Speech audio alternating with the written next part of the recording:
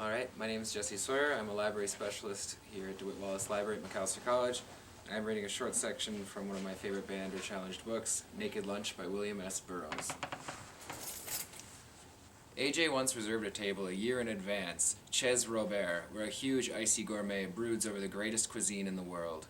So baneful and derogatory is his gaze that many a client, under that withering blast, has rolled on the floor and pissed all over himself in convulsive attempts to ingratiate.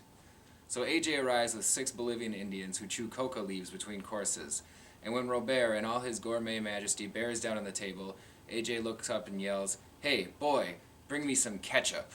Alternate AJ whips out a bottle of ketchup and douses the hot cuisine. 30 gourmets stop chewing at once. You could have heard a souffle drop.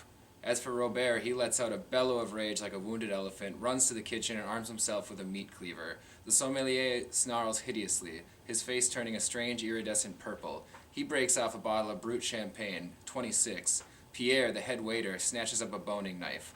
All three chase AJ through the restaurant with mangled and human screams of rage. Tables overturn, vintage wines and matchless food crash to the floor. Cries of "lynch him" ring through the air.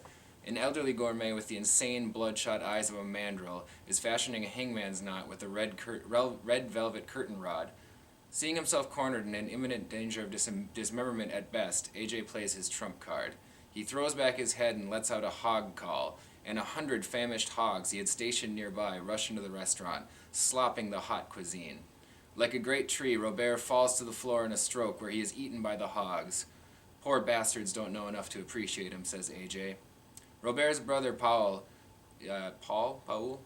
emerges from retirement in a local nut house and takes over the restaurant to dispense something he calls the transcendental cuisine.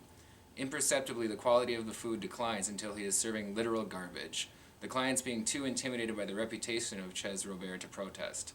A sample menu: the clear camel piss soup with boiled earthworms, the fillet of sun-ripened stingray basted with eau de cologne and garnished with nettles, the afterbirth supreme de boeuf, cooked in drained crankcase oil, served with a piquant sauce of rotten egg yolks and crushed bedbugs, the Limburger cheese sugar-cured in diabetic urine, doused in canned heat flamboyant. So the clients are quietly dying of botulism. Then AJ returns with an entourage of Arab refugees from the Middle East. He takes one mouthful and screams, "Garbage, goddammit! Cook this wise citizen his own swill." And they do.